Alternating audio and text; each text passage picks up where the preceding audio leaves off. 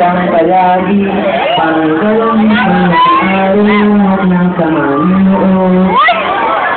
Alam mo ba, hindi ko yung gusto na sino sa lagi ko. Salamat, pinipilit ako kumain ng gulay. Oo nga, nakakaisip kaya. Huwag naman, gusto ko pang maging tayo eh. Wala, sabi ko lang, kumain ka ng gulay kasi yung gulay, hindi princess food. At kung kumakain ng princess food, healthy yung katawan natin. At kung healthy ka, you will live forever.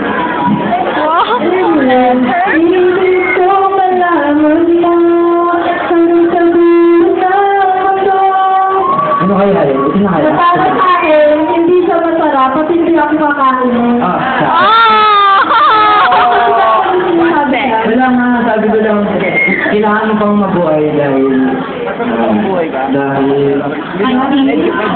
kailangan ka pa yung pamilya mo.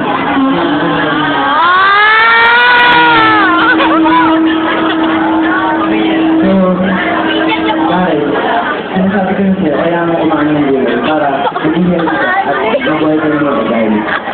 Hindi ako makain ng gulay kahit mabuting na ang buhok ko. Gusto mo na? Gusto naman dahil yung kulit mo, pero kahit mahalis ka, gusto pa rin ka.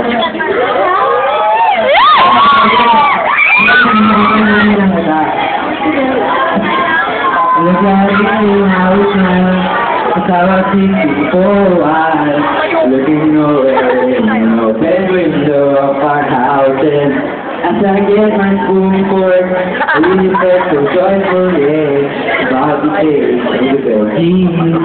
Now I've got all what I want when I eat a vegetable. I will wake up eating meat, knowing that it's the best for me, yeah. And then we finish our lunch, if there's just food and we're not done, let it die, so I will love it. Consider fruits of our dessert, instead of cakes and chocolate, so I will love it. Oh, so, and I've got all what I want when I eat a vegetable, yeah. And I will not stop eating meat, knowing that it's the best thing for me, yeah. Fine, magsisimula ako. Makain na ako ng gulay.